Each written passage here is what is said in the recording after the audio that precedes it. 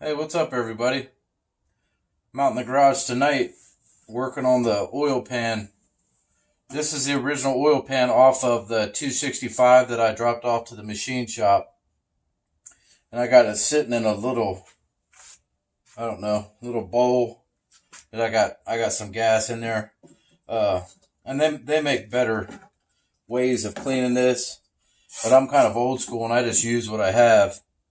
And I just about got it cleaned off. This thing was filthy, filthy. I mean, it had oil on there like I had never even seen before, and it was really thick and hard. Like there was no moisture left in that oil. So I just about got it all cleaned off inside and out. But I wanted to go over a couple things that I have learned about the early Chevy small blocks. And Chevrolet had a V8 engine back in 1917, but I don't know how long that engine was in production. It's just something that I read that they had at one point had a V8 engine as early as 1917, but we're not going to count that right now. We're going to start 1955 Chevy 265 V8. This will be the first small block, in my mind, for Chevrolet. But what I have realized about the 265s, they're a small cubic inch motor. They don't make a ton of power unless you really push them to the limit. But one thing for certain about these early V8 Chevy small blocks, 55 and 56, these engines are beloved. Everybody I talk to, things I've read about this particular engine when it first came out, I was watching something on YouTube, and the guy was telling me that when they was brand new, they was real scarce. Like you could barely find one anywhere. So from the very get-go, people was after these engines, and then as the cubic inches started to raise up, it went to a 283, 55 and 56 had the 265. In 57, they punched the 265 out to a 283, and then it pretty much took off from there. Then led to a 327, and then a 350, and then eventually a 400 small block. And there were some other engines in between. There was a 307. The Z28s had a 302. So there was a few different designs on this particular engine. But when it started, this engine was beloved. I mean, this was the ticket in 55. It really was. So get that out of the way. It's made me find a new appreciation for these old engines. And when I first did a couple videos and I was talking about boring it out, a lot of people chimed in. They kind of wanted me to just keep it stock, keep it original.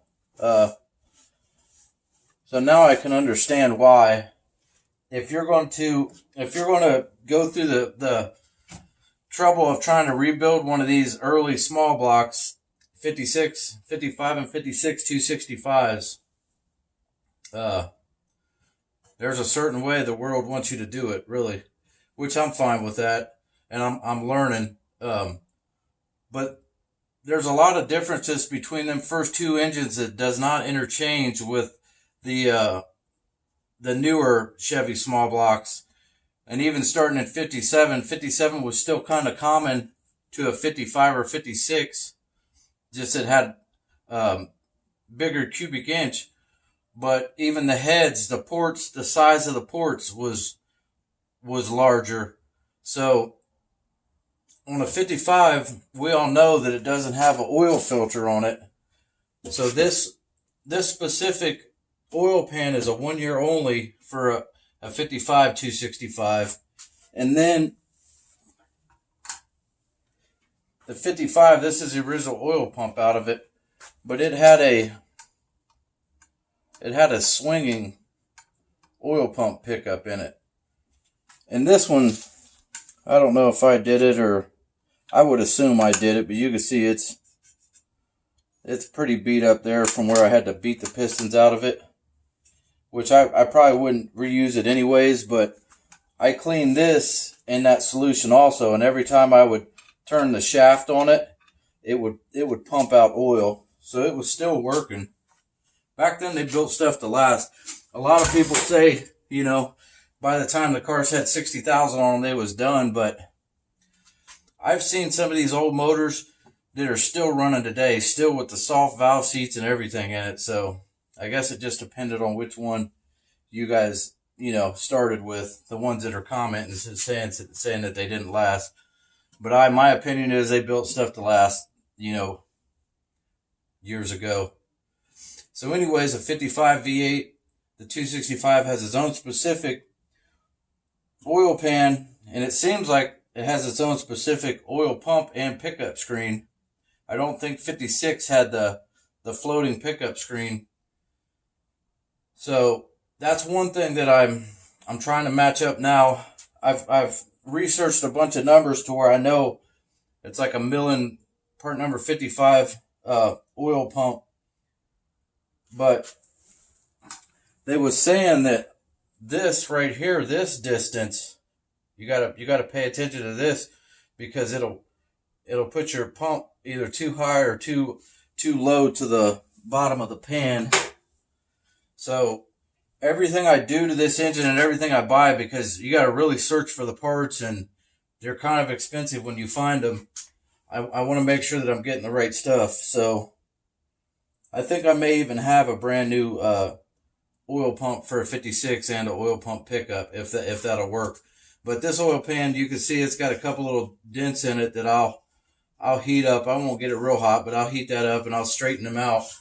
And then I'll go over it with a flapper disc and knock off all the old stuff. And I will actually put a little bit of filler on there, and I will actually smooth that out to where the bottom of that pan looks like brand new. And it's got some pitting, you know, here and there, but overall it's not bad. So that's one thing. And then you get up into the pistons. The pistons, the heads, the intake on a 55 265. Now 55 265, depending on if it was a 2-barrel or a 4-barrel, it still had the same heads. It's like a 523.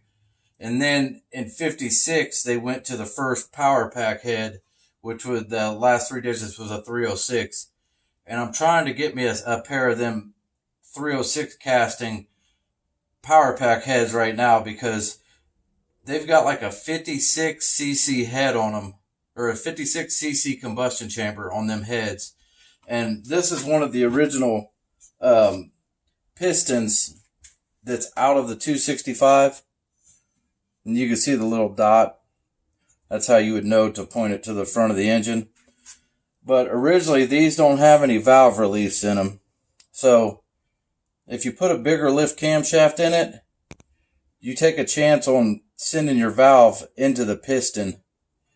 So that's one thing to worry about if you've got a stock engine that hasn't been rebuilt. They don't have the valve reliefs in the piston. But I don't want to get these dirty, but my new ones, these are Silvalites. These are my new pistons, and you can see they say 60 right on them. Maybe if you can focus. They say 60 right on them, and they got the little dash mark that obviously will go to the front of the engine. So far I've gotten pistons, and there's a good example right there. This one has no valve reliefs. This one does have a valve relief.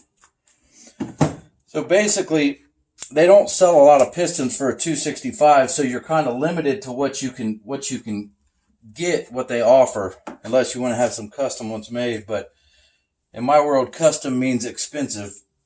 So I got them, which is a flat top piston, and if I ran them with the 823 heads, or the 523, excuse me, the 523 part number heads, the 55 heads, that puts you at like a 8.4 to 1 compression ratio. And my builder, Bob, always told me, Bob Beach, he told me, you want as much compression as you can get in that engine, because compression's energy. So the 306 heads, that's the last 3 casting number on the heads, 306. It's a 56 only head. Like I was saying, they got a smaller CC, so if I can get them heads, that will give me a compression ratio of just about 9.5 to 1. Them pistons right there with the stock heads is 8.4 to 1 compression, and if I can get 56 306 heads, it'll be almost 9.5 to 1 compression. Now, the next thing about it is you gotta worry about how thick your head gaskets are on the engine when you put it together. And originally from 55 to I think maybe 62 or 63, they have what was called a metal shim, and it's a metal head gasket that's kind of like raised up around the cylinders to basically where when it gets torqued down, it crushes that metal shim, and that's what gives you the seal. And I've found a guy on eBay that's selling them NOS to where I might buy some of the original metal shim head gaskets and put in there. But these are some oddball engines in the newer Chevy small blocks. You know, they come a long way. They definitely fixed all the flaws. So basically what I'm trying to do is I got my flat top pistons. I'm trying to get the 306 heads to give me a little bit better compression ratio. And then my builder will balance the motor, you know, the crank, the rods. It's going to be a 4-speed. He'll balance it with the flywheel on the back and the harmonic balancer on the front. So once we get the short block together, then we build the heads for it. Then the next issue is the camshaft. And as much as I would love to have a solid lift camshaft in it, I'm starting to lean more in the direction of a hydraulic lift or a hydraulic lifter camshaft. The solid lifts are cool, but I want to have some mellow exhaust on this car, and I don't want to hear them lifters, you know, just going nuts every time you pull up to a traffic light or while it's sitting there warming up. It's cool if you got some nice sturdy exhaust on it. It all blends together, but not on something that's quiet. So I'm thinking about going with a hydraulic cam in it, and I was maybe even considering. I've been writing down all the lifts and the durations. Originally, this motor come with it's called a single pattern camshaft, and I had to ask my builder what that meant. A lot of you guys probably already know, but what he said was a single pattern is your exhaust and your intake's both the same lift. That's a single pattern camshaft. So that's what this motor come with, and it wasn't very much of a lift. It was like maybe a little over 300, 320 or something like that lift camshaft. And that was on the 2-barrel or the 4-barrel motor. And then in 56, they started giving it a little bit more lift because the power pack had 205 horsepower, but it had them 306 heads on it that gave it another 1 point of compression. It took it from an 8.4 to a 9.5. So you're starting to get up around your 10 to 1 to where you can start making some decent power. So my next problem that I've got to overcome is the camshaft. What camshaft am I going to put in it? And once I figure out the camshaft to put in it, I'm probably going to have to. I have the original 4-barrel intake off of this motor, but it got busted. The corner of it busted off back by the distributor when I was trying to get it off the car, or trying to get it off the engine. I don't know if it had a hairline crack or I was being too physical or what, but a 55 265 4-barrel intake is a 1-year only, and they are friggin' expensive. So I got one that's got the remote oil filter and everything, but they're junk. It's junk. It's missing the back corner of it. And I don't know if somebody can weld cast iron back together or not. So, but I'm going to have to start with the original 4-barrel intake so I can run my remote oil filter to try to, try its best to collect whatever goes through the engine when it first starts up. And then obviously drain the oil a couple times, throughout the break-in process. Which, all this is like a big money pit because that break-in oil, this isn't break-in oil, but this is what you use once your engine's broke in. It's pin grade. this comes out green, kind of like that. But this stuff right here is like 10 to 12 bucks a quart. So when you first start the motor, you got 5 quarts in there at 10 to 12 bucks, and it's in there for about 10 minutes, and it goes right into the drain. It's just all a big money game. But that's what it takes to get them, to get them started in life. So anyways, that's the update on the 55 265. I got all the pistons. I got all the old connecting rods, and I'll show you guys the intake before I let you guys go.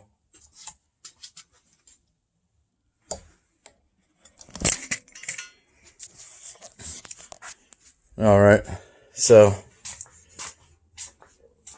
here's the carnage of the intake. See how it's missing the back corner? I have the piece, but is that something that can be welded? I just don't know. So right there is that's your actual temperature sending unit on a 55 Chevy V8. No other intake has that back there. And the little copper line that screws in there is only so long, it'll only reach right to there, so you couldn't tap it into any other port. So that's one of the deals.